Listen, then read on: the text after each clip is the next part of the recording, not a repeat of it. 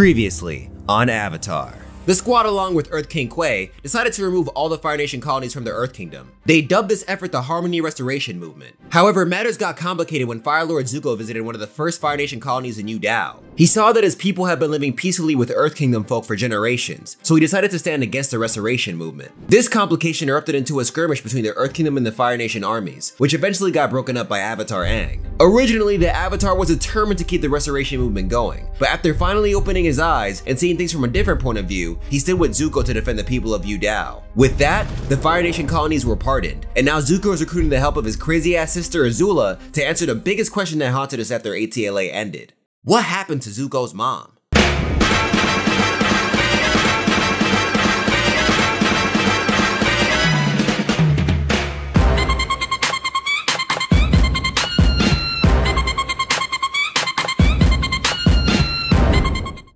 The search begins in the Fire Nation town of Hira'a many years ago. We find a young man named Ikem practicing his lines for a famous Fire Nation play called Love Amongst Dragons. He's surprised by his girlfriend Ursa, who was just given the role of Ikem's love interest in the play, so they're hype. They do some practice, and Ikem just randomly asks Ursa to marry him. Like my man Dad said, screw the script, I'm trying to spend my life with you, girl. Ursa loves her man though, so she accepts, and everything looks like it's gonna be great. But this is literally page 9, so we all know some wild shit is about to ruin everything. But we'll get to that. Moving on to the present time, Team Avatar, along with a bunch of important political figures, are listening to a lecture by an expert of ancient Earth Kingdom theory. They're all trying to draw from his wisdom to figure out how the hell they're gonna make Yu Dao work. But the lecture is so damn boring that the dude's text bubbles actually say blah blah blah. The creators of Avatar are low-key trolls, I swear. So then the lecturer continues and says something about family being the true essence of a nation. If you can't take care of your fam, how are you gonna take care of a whole nation? Zuko hears this and is like, damn son, I imprisoned my father, put my sister in a mental institution, and my mother has been banished for years. What does that say about me? I mean, Zuko, you tried to be about your family, but your sister bullied you and your father almost killed, then banished you. And we all know your mom being banished was your dad wilding out. So you can't really put a lot of blame on yourself here, Zuko. Like, you don't have to be the wounded dog of the group. Moving back to the past with young Ursa, she runs home to share the good news with her mom. She just got proposed to by the love of her life. But her mom breaks the whole mood like, I'm sorry Ursa, I dead don't want to do this, but your life is about to suck. A confused Ursa then goes to the other room, only to find Fire Lord Azulon, along with his son Ozai. The Fire Lord looks the girl in the face and is said like, I heard you got that Avatar blood in you. Here's the thing. I've got my son Ozai over here, and I've got a feeling y'all can make some strong-ass babies together. So I'm gonna need y'all to get married.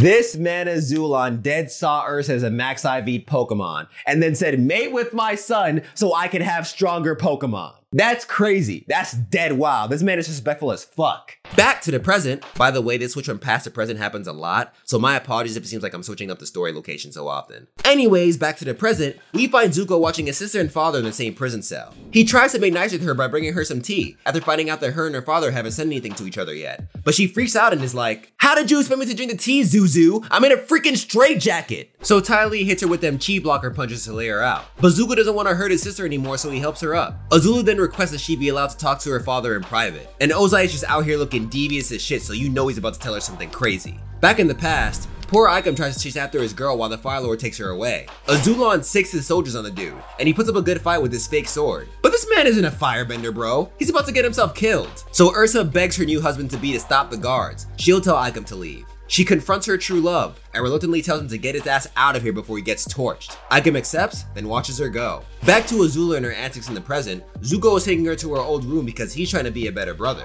But Azula is still out of her damn mind, so she starts going on about how you temporarily get more flexible when the effects of chi blocking wear off. Then she attacks Zuko and busts out of her straitjacket. So before we continue, there are some things you need to know about Azula because this girl is a problem. Azula is not only a broken-ass firebender, she could also freely lightning bend, she's a phenomenal tactician, and her hands are no joke. But bruh, she is evil as fuck. Like they really put the power of a legendary Pokemon in this evil little girl. The only saving grace is that ever since she lost to Team Avatar, back when the Fire Lord was defeated, she has completely lost her mind. But the root of her mental instability comes from her upbringing, specifically in how she thought her mother saw her. Back when she was growing up, her mother always seemed to favor the kind-hearted Zuko over her. She felt like her mother saw her as a monster, and that haunts her to this day even though she would never admit it. It haunts her to the point where she thinks her mom is responsible for all the L she took. Like when Ty Lee laid her out in the prison, Azula said, tell me how she got you and Meg to lose your fear of me. I don't know about y'all, but that's some crazy shit. Anyway, Zuko is chasing after Azula and eventually finds her in a secret chamber that belonged to Ozai. She flashes a bunch of letters and says that they are the key to finding their mother. Then guess what she does? Just guess. This girl burns the letters. Why? What is wrong with you? Azula then starts losing it again and tells Zuko that she wants to find their mother as much as he does, so she will tell him what was in the letters under one condition. Boom, we're back in the past. Ursa and Ozai are having their very depressing wedding. Then while they're eating, Ozai goes to Ursa and is like, "Hey girl, I don't ever want to hear you talk about your home or your parents. They're gone. You belong to me now." Jesus Christ, Ozai, what is wrong with you? Moving back to the present, Team Avatar minus Toph are on their way to Zuko's place. Oh, you wanna know where Toph is? Well, she's too busy being the best metal bending teacher alive. Thanks to her first 3 students, mad people are going to her academy,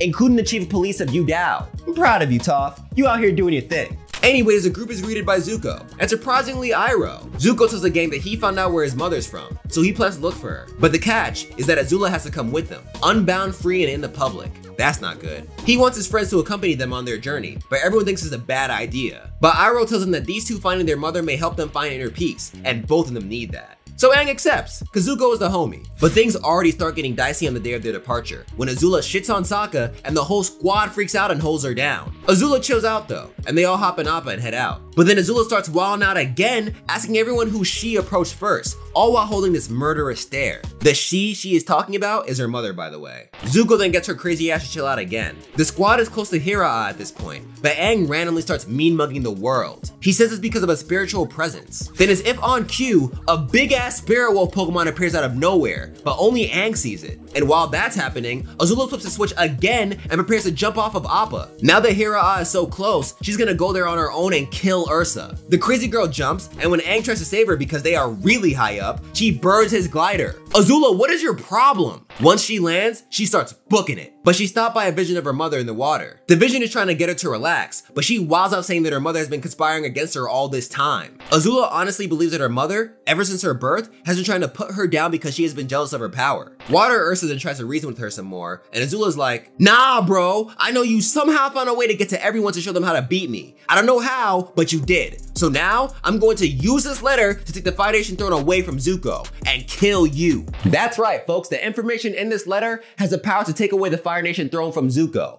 But what exactly is in this letter? Find out on the next episode of, nah, I'm kidding. Just keep watching. After Azula blasts a vision with her lightning out of frustration, Zuko finally finds her. Katara ices her up to stop her from doing anything crazy, but then that blue wolf makes his return, and unlike last time, everyone can see it. Moving back to the past, it is revealed that Ursa has been writing letters to send back home, or at least she thinks she has. All of her letters back to Hiraa have been intercepted by someone she thought was her friend, and given to Ozai. Then when Ozai reads this specific letter, my man loses it. Back to Team Avatar, they are in the midst of fighting the wolf spirit, and notice that the marking on his chest match the face that Aang is making. Aang tries to make peace with the spirit, but it's not trying to hear it, so Appa jumps in to protect his boy. The wolf can't see Appa with the hands though, so it throws up a cloud of moth wasps. What kind of shit? The wasps are biting the team right now, so Azula asks Zuko to break her out of the ice so she can handle them. Zuko wants to trust his sis, so he lets her go, and she actually does handle the moth wasps. After that ordeal, they set up camp, and Sokka and Zuko stay up to talk about sisters. The Fire Lord is baffled by how Sokka takes care of Katara the way he does, even though she's mean to him sometimes. And Sokka's basically like, bro, that's my sister. We argue and make fun of each other or whatever, but I still love her. So Zuko follows Sokka's example and tucks his sister in. But right there in front of him is a letter that Azula has been holding on to. The same letter that has the power to snatch the throne from Zuko. He takes the letter and reads it. It starts off nice, with Ursa just saying that she misses her love Ikem and stuff. But then, she says something that changes the whole game. Zuko is the son of Ikem and Ursa. Oh shit!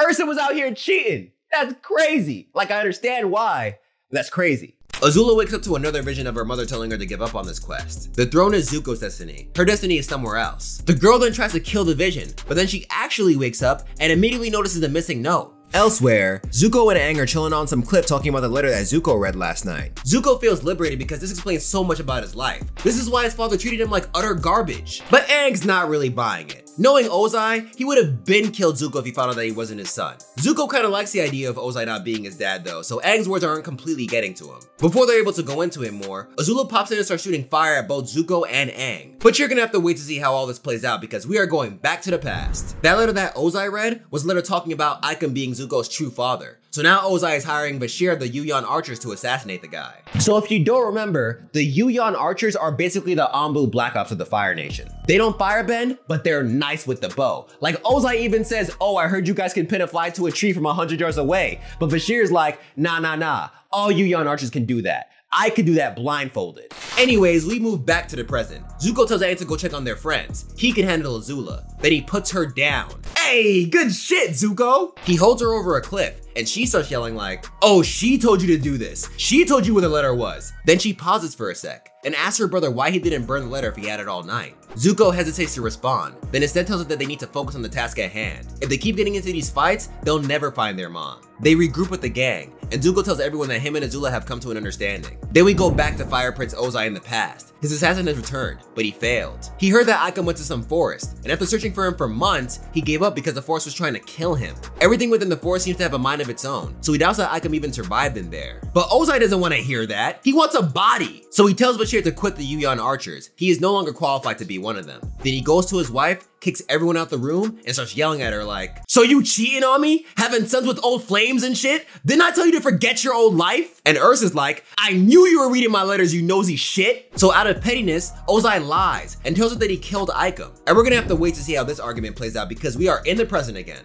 The team has made it to Hiraa, and they catch a part of the play Love Amongst Dragons. And Azula and Zuko share a nice panel when they reminisce on when they used to reenact the scenes from the play. Afterwards, they start asking around for Ursa. Then some random dude pops in a blue spirit mask. The guy's name is Norin, and he's the director of the acting troupe here in Hiraa, the same one Ursa used to be a part of. He welcomes them to his home so they can talk about Ursa, where they meet his wife Noriko and his daughter Ki. Norin tells them about how Ursa got taken away from her home and married into the royal family. So Zuko then asks about Ikem. If anybody has info about Ursa, it would be him. Norin and his wife say that Ikem ran off to the Forgetful Valley after Ursa left. It's a place where the heartbroken go to forget their lives. Noriko then says that she heard that Ursa later returned to Hiraa and was looking for Ikem in the Forgetful Valley. But Norin tells her that makes no sense. After having dinner with the fam, they thank them for the info and leave. Aang goes to Zuko to talk about everything that's going on. He feels bad for his bro. This is a lot to take in. However, he doesn't think they should go looking for Ikem. He thinks it's just best to burn the letter. But Zuko tells him that he gave the letter back to Azula. And Aang is like, wait, are you out of your mind? The world needs you as Fire Lord. We can't risk having crazy ass Azula on that throne. He also states that Zuko represents a new era of love and peace, which is why it's so important as Fire Lord, which I thought was nice. And he also has the point.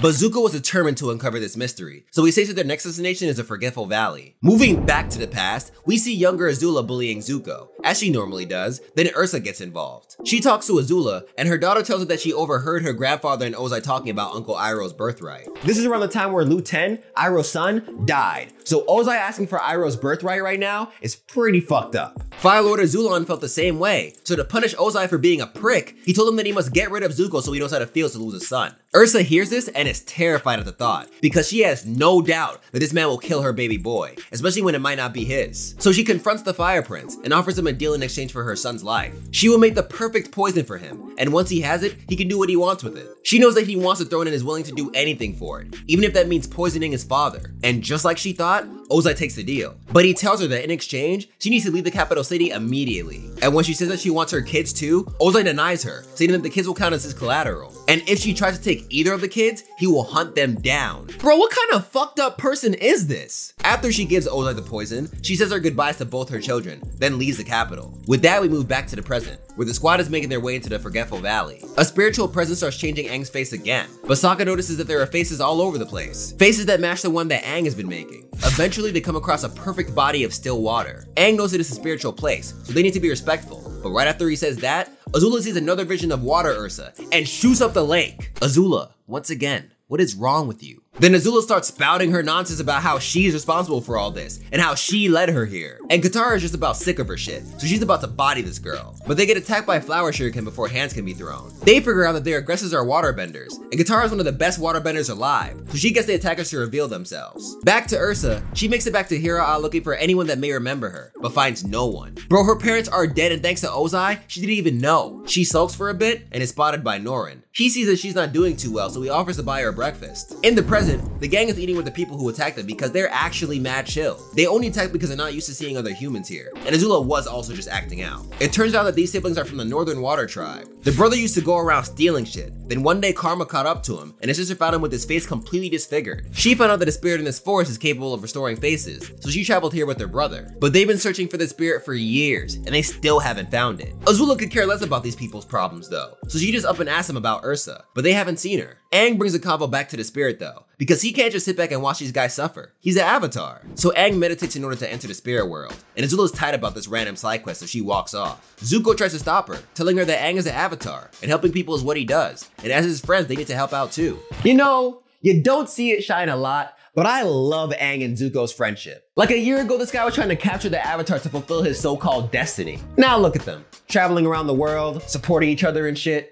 I like it. Anyways, Azula ignores what Zuko says and then starts screaming about her mom again. While she loses it, Aang travels to the spirit world with a giant spirit bat Pokemon. He runs into the giant spirit wolf Pokemon and decides to follow it. The wolf then leads him to the spirit that those Northern Water Tribe siblings were looking for, the Mother of Faces. Back in the real world, Azula tries to strike the Water Tribe siblings with lightning because she's freaking crazy. But Zuko's nice with it now and redirects it. This is when Zuko realizes that this girl needs to be put down before she kills someone. But Aang returns from the spirit world before things get too messy. Then the Mother of Faces emerges from the lake. Moving back to Ursa and Norin's breakfast, after some talking, Norin reveals himself to actually be Ikem. But he looks nothing like how he used to look. How did that happen? Well, to find out, we have to go back to the present. The Mother of Faces introduces herself to the group. She states that each season, she grants one favor to one human. But that leaves him in a predicament, because Zuko wants to ask the spirit about his mother, but the Water Tribe dude who lost his face needs his face back. Aang tries to ask the spirit for 2 favors, but the spirit's like, boy, don't test me, I said 1. Zuko doesn't feel right taking the favor, so he gives it to the Water Tribe siblings. But Azula doesn't give a fuck about these peasants, so she goes to the spirit and asks for the whereabouts of her mother. The spirit reveals that Ursa did come to the Forgetful Valley. She came here asking for a new face, and it turns out the new face is that of Noriko. Ursa is Noriko. So Zuko and Sokka book it back to Hira because Azula dipped to go and murder Noriko. They can't have that. While they leave, the spirit dips, but Aang still wants to help out the siblings, so he chases after her. Back to Ursa's part of the plot, Ikem tells her that after suffering from depression because of her departure, he went to the Forgetful Valley, where the Mother of Faces blessed him with a new face, which is also why the Fire Princess assassin couldn't find him. Ursa contemplates changing her own face so she can find a way to see her children, but Ikem doesn't think that's a good idea. Regardless, she asks him to take her to this Mother of Faces. In the present, the spirit emerges from the water, angry that the Avatar won't leave her alone. I said 1 favor, my guy. What part of 1 don't you understand? Then, back in the past, we watch as Ursa and Ikem confront the Mother of Faces. They've been living in this forest for a while, and they finally found her. The spirit asks why someone so beautiful will give up their face, and Ursa tells her that she wants to forget her old life. So the spirit offers to remove all the memories of the life she wants to forget. Knowing full well that this will cause her to forget about her kids, she accepts the offer and turns into who we now know as Noriko. Then Norin and Noriko get married, but there is one thing that's really odd about all this. Throughout this whole time,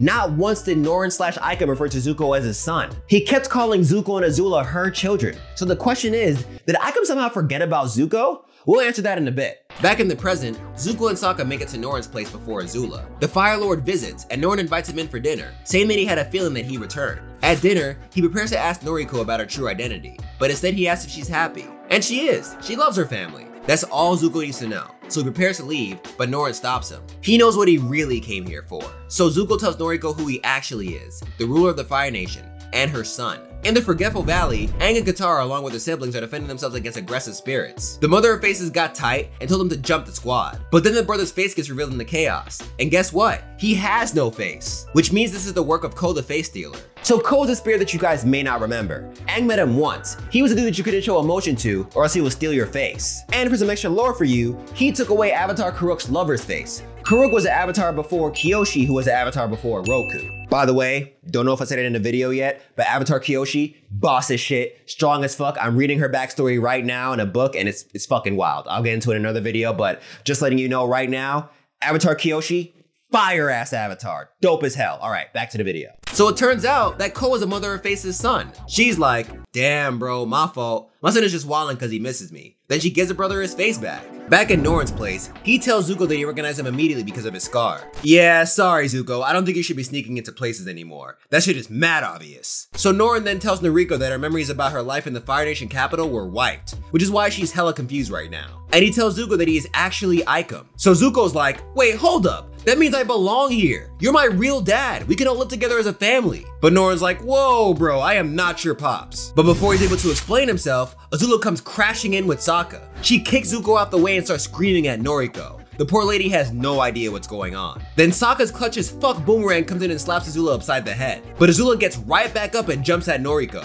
This girl's about to kill her confused mother. But then Noriko says that if she really does hate her like this, she's sorry she didn't love her more. This chokes Azula up, so Zuko jumps in and gets between them. She goes for her brother, but our boy the Fire Lord starts finessing, dodging everything she throws. Then she charges up her lightning and Zuko's like, don't do it, sis. But she shoots anyways, and Zuko redirects it right back at her. Yo, I don't know if Zuko's been training or what, but he really got nice. Like, he couldn't fight Azula like this before. I mean, yeah, I get it. She's losing her mind and everything, but still, good shit, Zuko. You've been doing nothing but making me proud of you in this comic. Beaten, Azula pleads to Zuko, saying, look, I know you don't want to be on that throne. Revealing this letter will free you of the throne, and killing Mom will stop me from losing my mind. It's a win-win. But Zuko tells her that the throne is his destiny, and no matter how many times they fight or almost kill each other, they are still brother and sister. He just wants to be there for her and actually be a family. That's it. Azula's heart is too cold to comprehend this family love though, so she holds her tears back and leaves. Girl, where are you going? Zuko and Noriko chase after her, but they get distracted by the Mother of Faces looming over the Forgetful Valley. Noriko goes up to the spirit and the spirit asks her if she would like to return to who she once was. Which is weird because this spirit was dead just talking about one favor every season. This is her third one, and only a few hours passed. So with that, Noriko gets her past identity back as Ursa, the Water Tribe siblings head back home, then Zuko has a much needed talk with his mother. Ursa feels terrible about willingly forgetting about her children, but Zuko's like, it's all good, ma. Dad was a dick, so you had no choice. And thanks to what happened, I ended up finding my Nakama. But the Fire Lord still has one very important question. Is the letter about him being Aikam's son true? Apparently it's not. This brings us back to the past where we see the full argument that occurred when Ozai found out about the letter. Ursa told the bold-faced lie in order to hurt Ozai, but Ozai knew that because he had spies watching her every move. So how's Ozai just gonna kill Aikam when he had nothing to do with the lie? He didn't know she lied about Zuko. This dude is a piece of shit. So when Ozai hears this, he's like, oh, so you wish Zuko wasn't my son? Is that what you're saying? And Ursa's like, I don't want him to be anything like you. So Ozai's like, I heard you, fam. So now I'ma be a dick to Zuko. I'ma treat him like shit, beat the shit out of him, and act like that boy ain't mine. And every time I do it, I'll just be fulfilling your wishes. So after hearing the truth, Zuko's fine with it, even if it means that his father is still bitch-ass Ozai. Then the mother and son go for a much overdue walk, and Ursa tells Zuko the story of her past. And that, my friends, is the story of the search. After ATLA ended, I always wondered what happened to Zuko's mom. And honestly, after reading the search now, I'm mad I didn't read it when it came out. This was the growth arc Zuko needed. Like, don't get me wrong, he grew plenty in the show, but he didn't really start recovering from his trauma till the end of the series. Like, the war was over, but Zuko's growth wasn't. But here, it's like we watched Zuko tackle the final chapter of his story. He understands the importance of family and is even willing to forgive Azula and his father for treating him like shit. He finally found his mother, and most importantly, he finally has a better understanding of who he is and what his destiny is. And let's not forget how my boy's hands have improved. He knocked Azula down on more than one occasion. That's not easy. Speaking of Azula, I'm sure you're wondering what happened to her, but I honestly have no idea. After she left and Zuko and Ursa got distracted by the Mother of Faces, she just kind of disappeared and never came back. Maybe she's out to look for her destiny, or maybe she went to go change her identity. Who knows? I also really appreciated the look into Azula's psyche that this comic provided. You never really think about how the whole mother thing affected her. Like, she kind of goes into it in the Ember Island episode, and then it all blows over in the Sozin's Comet arc. But they always showed Azula as a villain, so it was never easy to sympathize with her. But here I actually felt bad for her. It is crazy how she thinks she's so powerful that she thought her mother went around telling people about her weaknesses. Like, that part was just arrogant. But yeah, overall, the comic was a good read. It was a very good story about Zuko and Azula, and I highly recommend you read it yourself and all the other comics. And next up in this series, we'll be going over the Rift. And this story is more focused on Toph, so prepare for that. With all that being said, end screen. Yo, thank you guys so much for watching this new episode in this little Avatar mini series I got going on the channel. I am so happy that you guys liked the first episode. Like, you have no idea how hype I was when I saw all the comments about it and how much you loved it, how much you guys needed it and stuff. And I actually found out that some of you guys actually bought the comics afterwards, which I'm just very happy about. Like, yes, support these artists, support these stories so we can get more. Thank you for actually, like, you know, checking out the comics and, you know, buying them and stuff. These stories are so good. I'm so happy that I get to talk about all this Avatar stuff. So yeah, as I said, the Rift is coming up next. Gonna be a Toph-centered video, but so far I'm digging it. Toph is here with her antics. It's dope. It's dope. I love it. Can't wait to make a video about it. And yeah, if you enjoyed the video, don't forget to like. Helps the channel out a lot. Comment how you felt about the video, please. I would love to hear your opinions on it. And if you want to see more of me and what I produce and more of this Avatar series, don't forget to subscribe and hit that bell notification button too, because if you don't, you will never get updated on when I update this series. So that wouldn't be fun. Check out my shirts, they are right below the video. Shout out to Willie Brooks, D. Ronan, Carrie Cat, and all my other dope patrons who made videos as this possible with their very kind donations. And if you are not already a patron, but would like to become one, go to my Patreon page in the description below and find out how you can support the channel for only $1 a month. However, as you know, if you cannot support the channel with your money, it's all good, fam. You just being here, getting to this part of the video, watching it, enjoying it is enough for me, fam. Follow me on my Twitch and all my other social media, which would be somewhere on the screen. Check out some other videos by me, which is also gonna be somewhere on the screen. The Avatar video should be somewhere over here so you can watch that. And yeah, with all that being said, be easy, stay lit, take care, and remember, you do whatever the fuck you put your mind to. All it takes is practice and time. And yeah, that's it. Practice and time. All right, be easy, y'all. Black Lives Matter. Stay healthy. All that good stuff. Yeah.